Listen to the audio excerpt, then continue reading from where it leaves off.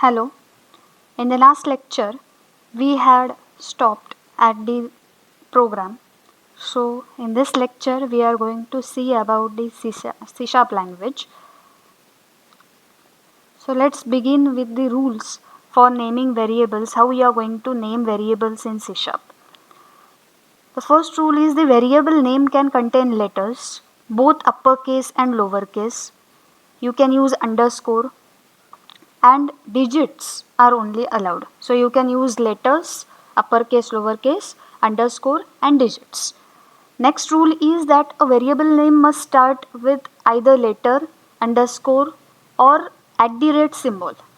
So only these three things allow you to start your variable name.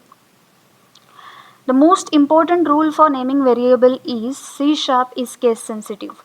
So small a and capital A represents two different variables even if you are going to represent a variable name age. A variable name must not be a C# keyword. For example, if, for, using. Using is a directive also which cannot be used as a variable name.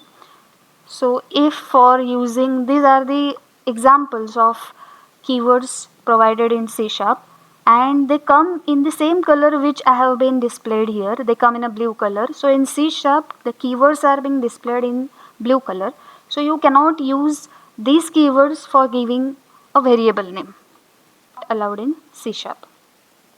Next major thing I want to make you very clear is the difference between readline, read and read key. I am telling this prior because I will be showing you in a short way the first program of simple hello world where we will require this readline, read or read key concept. So console.readline, console.read, console.read key, these are the different console which you are going to, these are different lines which you are going to use in your program.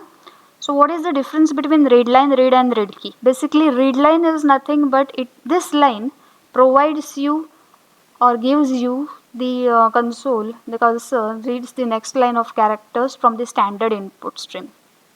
So it is going to read the immediate next line, a full line. It is going to read of characters for standard input stream. Then console.read, however, is only going to read the next character. And read key is going to obtain the next character or function key pressed by the user, not by the input stream.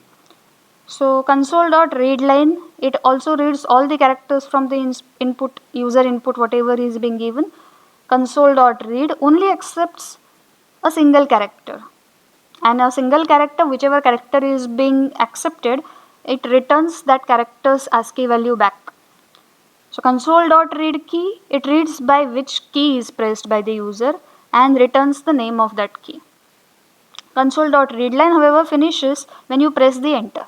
So if you are using console.readline, it will be finishing after you press enter. This console.readline is of data type strictly string, whereas console.read is of int data type. If you are using int program or int data type above, you will be writing console.read. If you are using string data type above, you will be using console.readline.